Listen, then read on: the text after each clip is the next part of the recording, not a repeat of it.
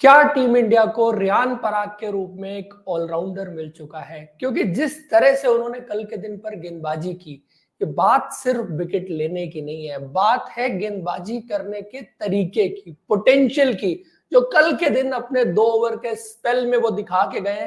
पहली गेंद जिस तरह से उनके हाथ में निकली, ये साफ देख करके आप अंदाजा लगा सकते हैं कि जो क्वालिटी ऑफ स्पिन है और पिछले 2 साल में जो काम इस लड़के ने अपनी गेंदबाजी और बल्लेबाजी पर किया है, मैं कह सकता हूं दावे से पिछले 2 साल में अगर कोई क्रिकेटर डोमेस्टिक में सबसे ज्यादा इंप्रूव करके आया है तो वो रियान पराग है। गेंदबाजी की बात अगर करें, रणजी ट्रॉफी में उनके एक सीजन में 25 विकेट लेना हो, देवधर ट्रॉफी में वो टॉप विकेट टेकर थे, साथ में सबसे ज्यादा रन बनाने वाले प्लेयर थे।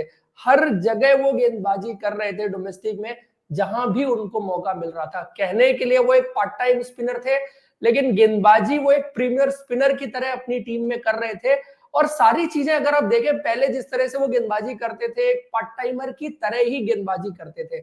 लेकिन उन्होंने एक इंटरव्यू दिया था जिसमें उन्होंने कहा था कि रवि अश्विन और यूजी चहल से मैंने स्पिन गेंदबाजी के बारे में बहुत बात की है, बहुत सीखा है। और कल जो ऑफ स्पिन उनके हाथ से निकली है ना, जो क्लासिकल ऑफ स्पिन आप बात करते हैं कि थोड़ा सा लूप दिया ट्रेजेक्ट्री में, हवा दी गेंद को और उसके बाद पड़ती है, टर्न करती है, बाउंस करती है, जिसका अता पता जो है वो ऋषभ पंत को भी नहीं लगता। बैट्समैन तो छोड़िए, ऋषभ पंत विकेट कीपर को भी पता नहीं लगता है कि गेंद कितनी टर्न हो गई और कैसे निकल गई। उसके बाद जो दूसरा डिसमिसल उन्होंने सेटअप किया, सो कहीं ना कहीं जो काम उन्होंने अपनी प्रॉपर ऑफ स्पिन डिलीवरी पर किया। बिकॉज आप देखिए, पार्ट टाइमर आप गेंदबाजी करते रहे जब तक आप क्वालिटी इंप्रूव नहीं करते अपनी गेंदबाजी में। और स्पिन में क्वालिटी का मतलब कि आपका गेंद स्पिन होना नहीं शुरू होता है और आप उसकी प्रैक्टिस रेगुलर नहीं करते, गेम्स में नहीं करते, तब तक आप बेटर स्पिनर नहीं बन सकते। वो काम इन्होंने बखूबी किया। नंबर्स मैंने आपको बताया कि रणजी ट्रॉफी में जिस तरह से विकेट्स लिए, बाकी डोमेस्टिक टूर्नामेंट्स में इन्होंने पिछले 2 साल में जिस तरह से विकेट लिए हैं, वो सारी चीजें अपनी जगह है। बट ओवरऑल जो स्किल सेट ऑफ बॉलिंग है, जो इंप्रूव होता हुआ नजर आया, जो शायद उनको आप पार्ट टाइमर ना कह के मेन स्पिनर की तरह भी देख सकते हैं। भले ही अभी एक पहला मैच है, नंबर्स मेरे लिए कोई मायने नहीं रखते कि उन्होंने 8 गेंद में 3 विकेट ले लिए, लेकिन जो 6 गेंदों में जो क्वालिटी वो दिखा के गए ना, वो मेरी नजर में सबसे इंप्रेसिव चीज है।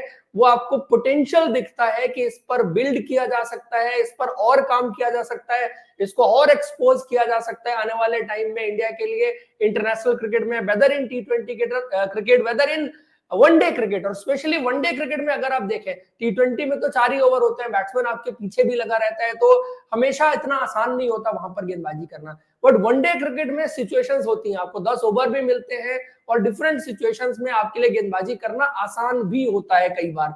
तो इसलिए वनडे क्रिकेट में अगर आप देखें, वहां as a batting allrounder Riyan Parag बहुत वैल्यूएबल रोल प्ले कर सकते हैं।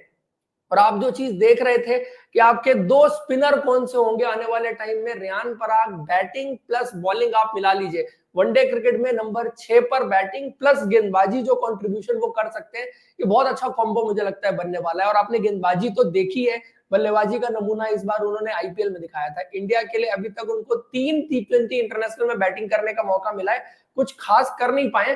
बिकॉज एक चीज और देखता हूं, आप इस मैच में देखिए कि एकदम आउट ऑफ द ऑर्डर उनको बैटिंग करने का मौका मिला। पिछले 2 साल में उन्होंने खुद को जिस तरह से तैयार किया है, वो शायद ज्यादा नंबर 4 नंबर 5 के हिसाब से सूटेड कैंडिडेट है। कल जब हार्दिक पांड्या को भेजा गया, तो शायद अगर आप उनको एक्सपोज करना चाहते थे तो उस सिचुएशन में आपको उनको भेजना चाहिए था, वो बेटर सिनारियो था। इंडिया ने कल के दिन बैटिंग ऑर्डर में ये भी गलती की कि जब रियान पराग को नहीं भेजना चाहिए था और रिंकू सिंह को भेजना चाहिए था, तब रियान पराग को भेज दिया। तो बैटिंग में अभी वो क्या करेंगे आना बाकी है, लेकिन जो पोटेंशियल टैलेंट और परफॉर्मेंसेस दिखा चुके हैं including IPL plus domestic cricket, वो बहुत कमाल की रही है। बहुत अच्छे साइंस फॉर इंडियन क्रिकेट। लेकिन अब यहां से एक छोटी सी प्रॉब्लम T20 के गेम में मुझे नजर आ रही है कि आप अपना कॉम्बिनेशन कैसे सेट करेंगे। बिकॉज आपने कल के दिन रियान पराग को जो खिलाया, वो वॉशिंगटन सुंदर के ऊपर खिलाया। दूसरी तरफ वॉशिंगटन सुंदर को भी देखें कि वो भी अपना गेम राइज कर रहे हैं। रियान पराग शायद एक बैटिंग ऑलराउंडर जो गेंदबाजी में कंट्रीब्यूट कर सकता है, वॉशिंगटन सुंदर एक बॉलिंग ऑलराउंडर जो बल्लेबाजी में कंट्रीब्यूट कर सकता है, और शायद जिसको आप आने वाले टाइम में ऐसे देखें कि टॉप 3 टॉप 4 में बल्लेबाजी करने का मौका भी इंडियन टीम दे। तो ऐसे में ये सिनारियो कैसे सॉल्व होगा? क्या आप दोनों को एक साथ प्लेइंग 11 में फीचर कर सकते हैं किसी तरह से? अभी हाल फिलहाल वो मुझे होता हुआ नहीं दिख रहा, क्योंकि ऑलरेडी आपने शिवम दुबे को बाहर किया, तभी आप रियान पराग को लेके आ पाए, और ये मच अवेटेड कॉल था इंडियन क्रिकेट में जो आपको लेना था। सही वक्त पर मेरे हिसाब से ये कॉल लिया गया है और आपने शिवम दुबे को छोड़ करके रियान पराग को मौका दिया है। अब यहां से जो चीजें आगे जानी है, आप अगर बात करें टी20 क्रिकेट में, टी20 क्रिकेट में रियान पराग का बल्लेबाजी ऑर्डर आपको सही सेट करके देना पड़ेगा।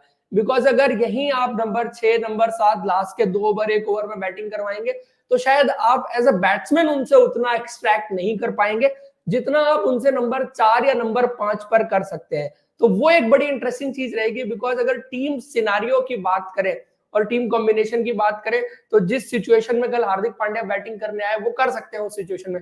उसके बाद अगर आप देखें तो रिंकू सिंह का प्लेइंग 11 में खेलना बनता था, रियान पराग को भेज सकते थे जब आपने हार्दिक पांड्या को भेजा था 13 ओवर के आसपास।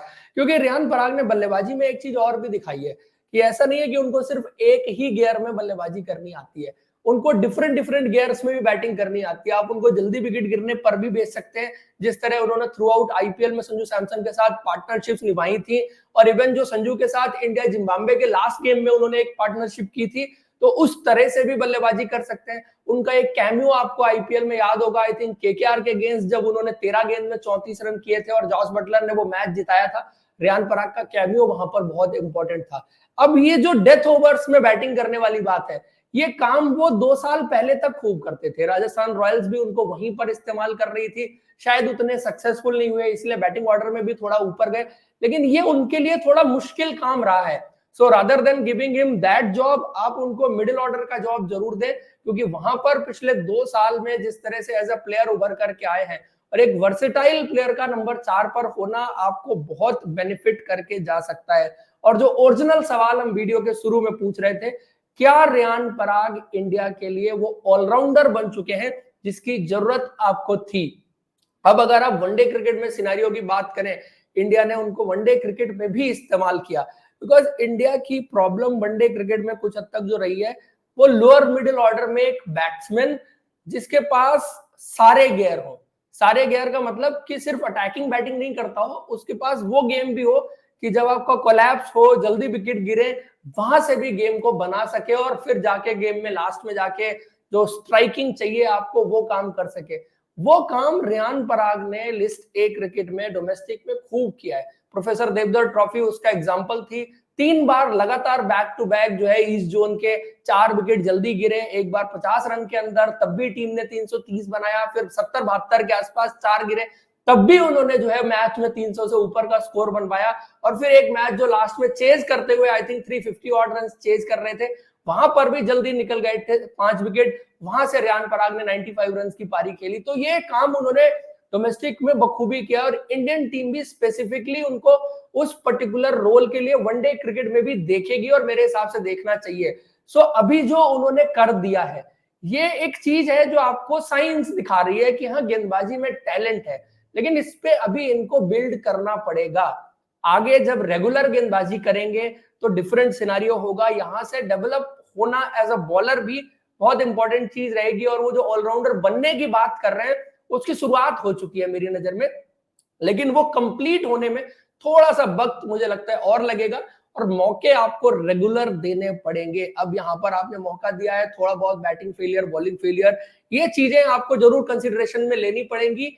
अपॉर्चुनिटीज अगर आप कंटिन्यूअस देते रहेंगे definitely he can build upon it, और इंडिया के लिए वो बैटिंग ऑलराउंडर जो बहुत वक्त से ढूंढा जा रहा है, लोअर मिडिल ऑर्डर में बैटिंग कर सके प्लस गेंदबाजी में क्वालिटी भी हो, सिर्फ वो एक पार्ट टाइमर की तरह ना हो।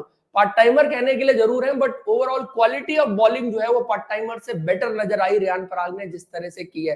तो दोस्तों आप सबको क्या लगता है कमेंट करके जरूर बताइए। वीडियो और इन्फॉर्मेशन अच्छी लगी है तो लाइक और सब्सक्राइब जरूर करें। Thank you.